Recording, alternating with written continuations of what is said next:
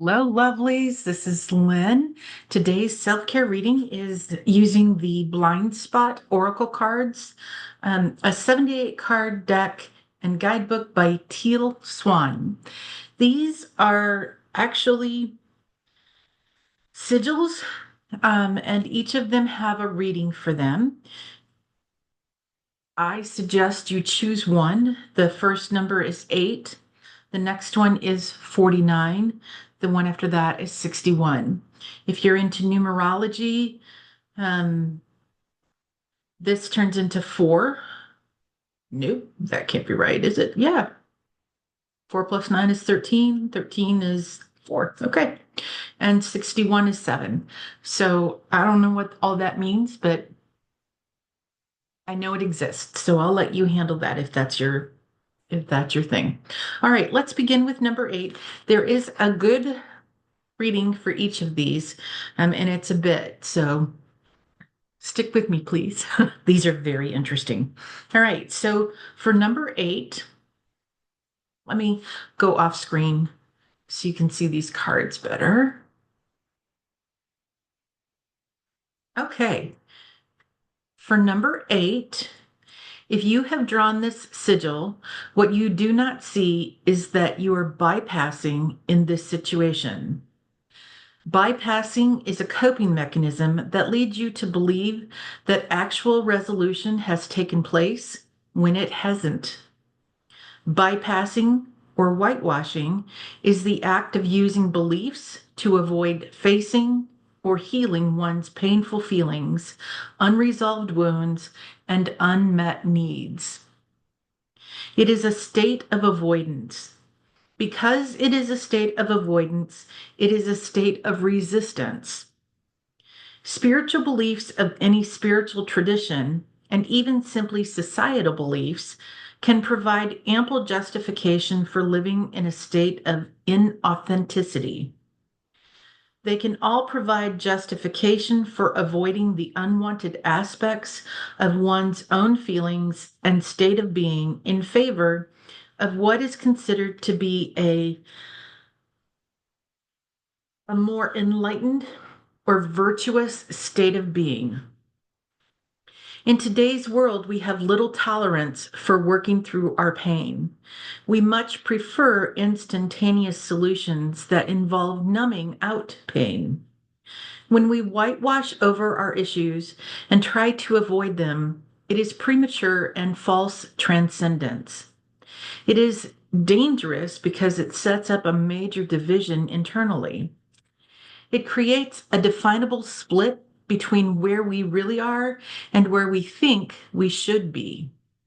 It enables us to lie to ourselves and delude ourselves and live our lives through the projection of a false self. This is not integration, this is selective identification. When we have been hurt, we so often suppress, deny, and disown the part of us that feels those raw, unresolved feelings and identify with a coping part of ourselves that is, quote, beyond it all, end quote. We cannot heal unless we are willing to admit where we are and who we are. Bypassing is like breaking your leg, but being unwilling to admit it, putting a plaster over the compound fracture, and trying to continue forward anyway.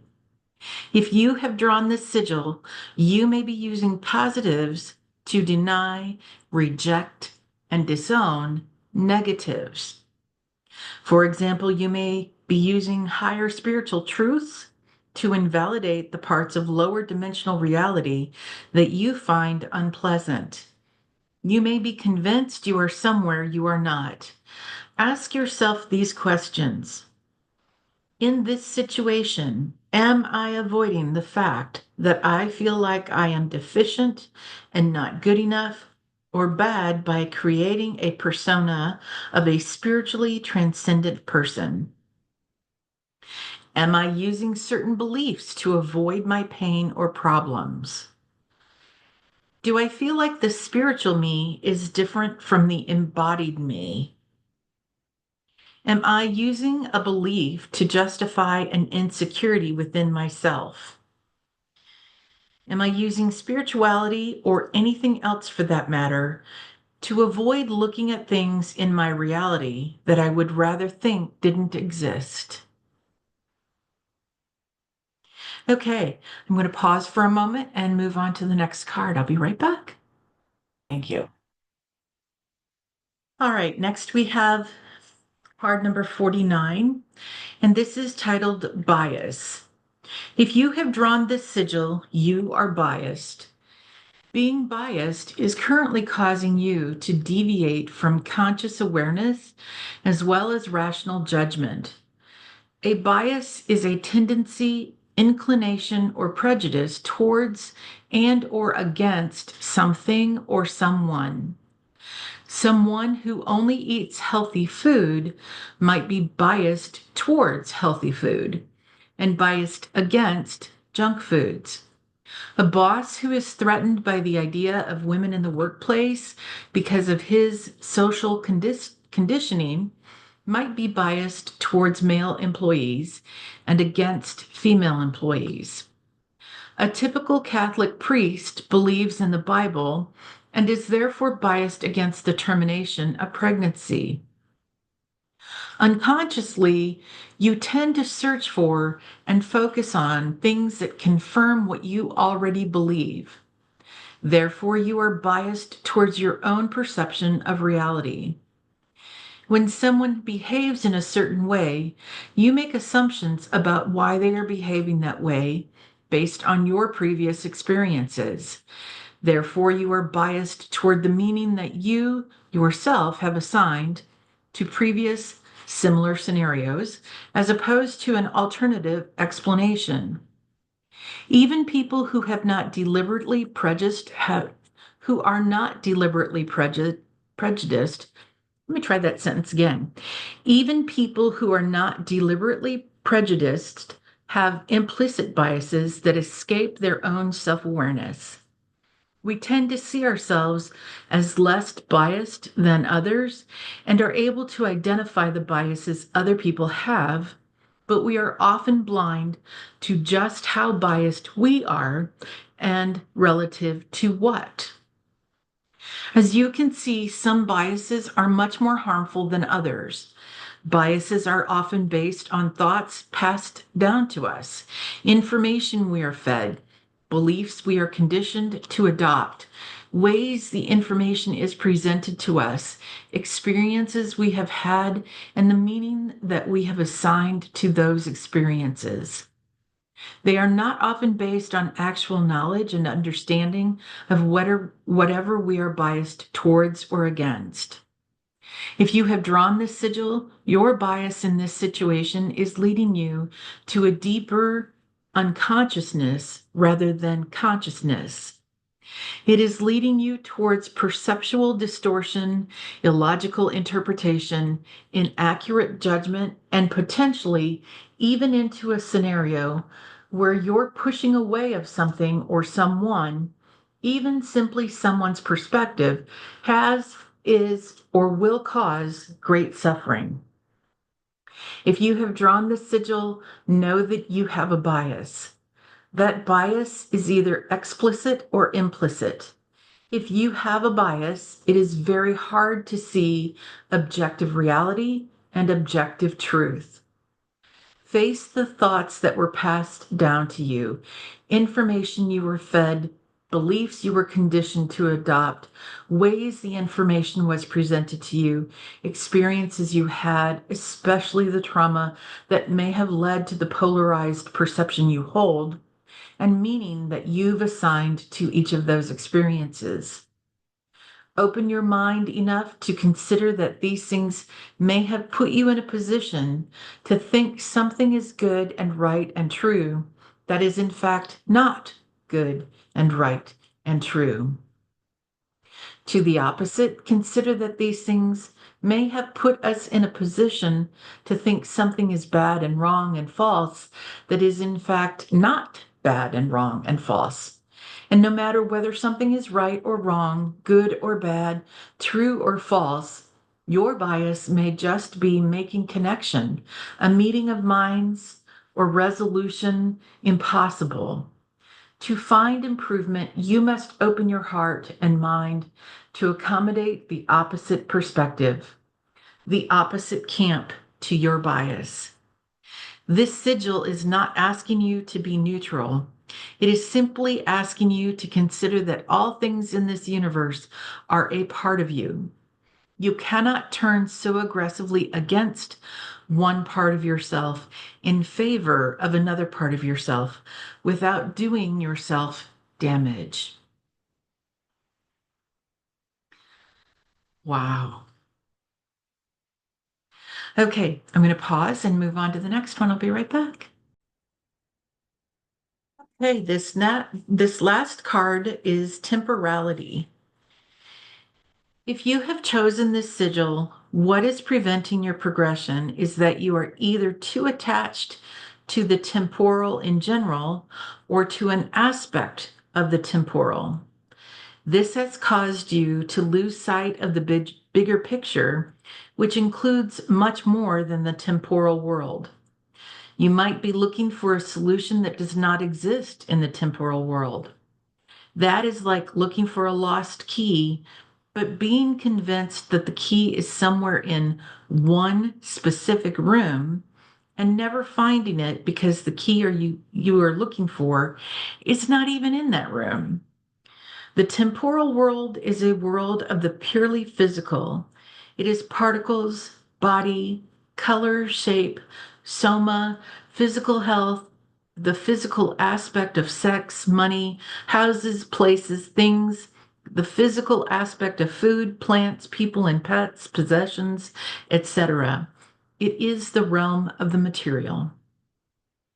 If you have drawn this sigil, you may be so invested in the physical and provable and rational, and even potentially the type of science that is purely focused on physicality and those same things, that you have forgotten that there is more to the universe than meets the eye.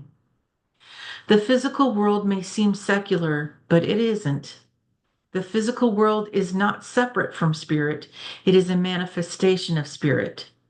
You are denying the majority of the universe and actually the majority of yourself if you have invested in this way.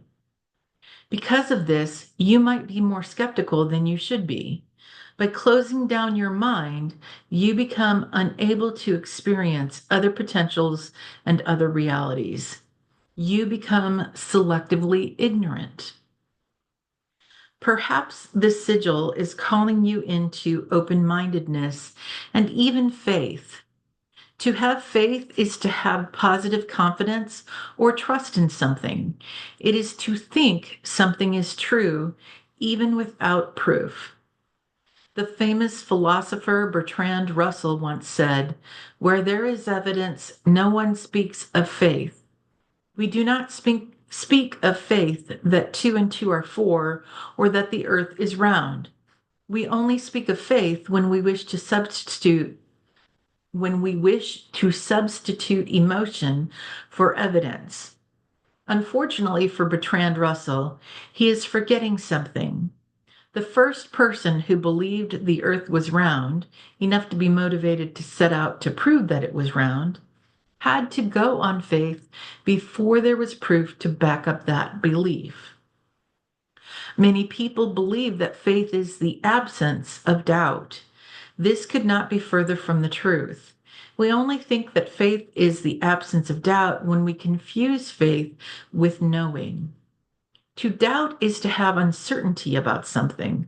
Faith cannot exist in a universe of certainty because certainty is knowing.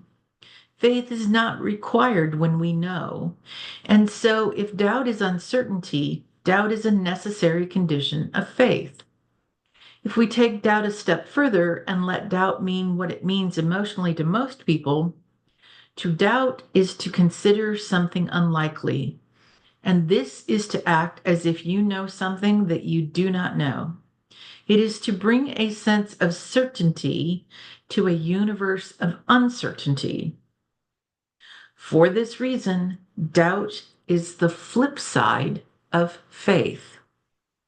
If you have drawn this sigil, you may also be suffering because of your attachment to some aspect of the temporal, the material world.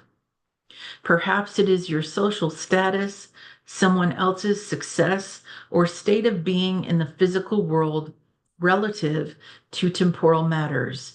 The way your body looks, your job, paying the bills, things you possess or want to possess, your house, your city, your culture, your physical health, the physical aspect of self, and so on.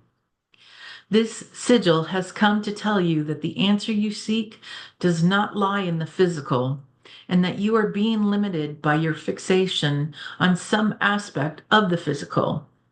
It is like being so focused on the tree that you forget the forest. The thoughts causing your over-identification with that aspect of the physical must be questioned. It is time to invest your focus in the higher perspective truth that comes with the awareness that transcends physical life, space, and time, and all the, quote, things, unquote, in it.